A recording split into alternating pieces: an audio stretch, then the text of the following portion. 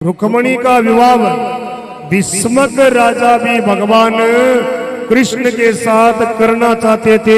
मन ही मन ऐसा संकल्प ले रखा था। और जिस समय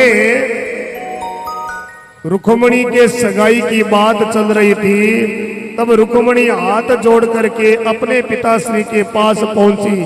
मन में बड़ा संकोच था और पिता के पास पहुंचकर मन में थोड़ा डर था। वो थोड़ा डर था।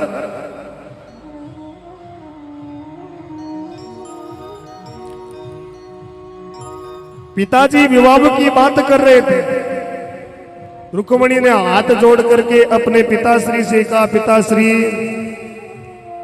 मैंने मन ही मन किसी का वर्ण मैं कर चुकी हूं। पिता ने पूछा, बेटा वो कौन है? कि नारद जी के द्वारा मैंने भगवान कृष्ण जो यशोदा देवकी पुत्र जो भगवान कृष्ण है उनके गुणगान को, नारद जी आपको गुणगान सुना रहे थे, उनके गुणगान को सुनकर मैंने मन ही मन पति मान चुकी हूं। भीष्मक राजा हंसे, क्योंकि भीष्मक राजा के मन में भी यही संकल्प था कि मैं भगवान कृष्ण के साथ मेरी लक्ष्मी जैसी रुक्मणी का विवाह संपन्न करवा दूं, ऐसा लक्ष्य था। रुक्मणी और प्रसन्न हो गई। उसी समय भीष्मक राजा का बड़ा बेटा रुक्मणी का भाई जो था, उनका नाम रुक्मी था। रुक्मी वो दौड़ा दौड़ा आया। सगाई की बात चल ही रही थी और आते का, पिताश्री मैंने मेरी बहन रुक्मणी के लिए एक वर मैं देख चुका हूं, एक लड़का देख चुका हूं। रुक्मणी ने कहा, वो कौन है? पिता ने पूछा, वो कौन है? तब का शिशुपाल मैं सगाई भी पक्का करके आ गया। रुक्मणी ने कहा, मुझे उनके साथ विवाह नहीं करना। लेकिन अब दुर्योधन की तरह ही रुक्मी की वहां चलती थी। रुक्मी दुर्योधन की तरह था। उस समय रुक्मणी ने एक सहदेव नाम का ब्राह्मण था, उस ब्राह्मण के सानिध्य में सर्वप्रथम रुक्मणी ने विचार किया, भगवान का निरीक्षण किया, भगवान का ध्यान किया। फिर हाथ में पत्र लेकर के और केसर की दवात लेकर के और रुक्मणी ने पत्र लिखना प्रारंभ किया।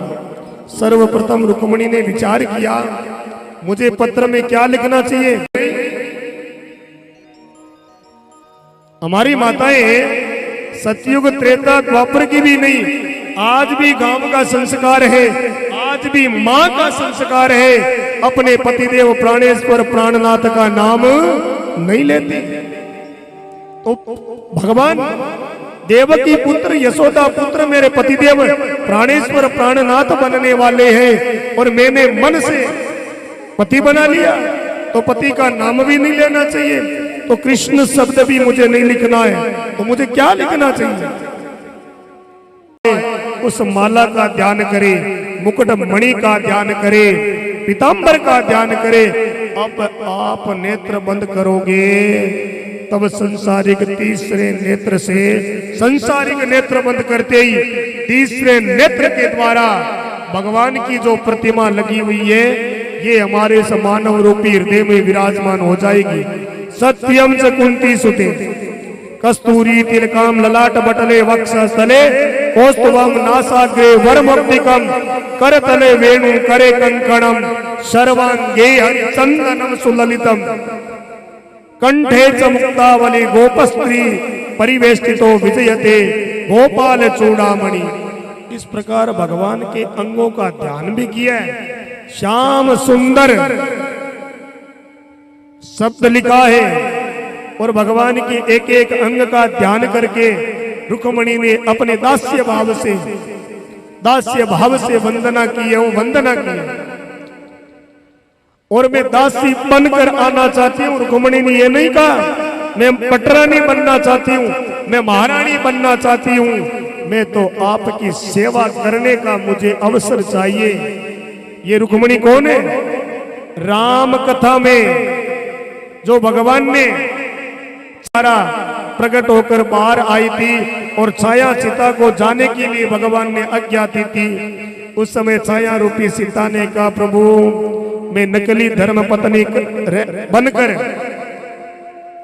जो मेरे हृदय में आपका जो आसन लगा है और मुझे जो आनंद का अनुभव हुआ है भक्ति के अंदर, एक बार मुझे सेवा का मौका दो और मैं भी आपकी धर्म पत्नी बनूं, ऐसा आशीर्वाद दो। त्रेता युग वाली छाया रूपी सीता आज रुक्मणी बनकर द्वापर युग में पधारी है। विचार करो, ये महालक्ष्मी, लक्ष्मी रुक्मणी है और महालक्ष्मी राधा जी है। वो महालक्ष्मी आज भी भगवान की धर्म पत्नी राधा प्राण प्रिय भगवान।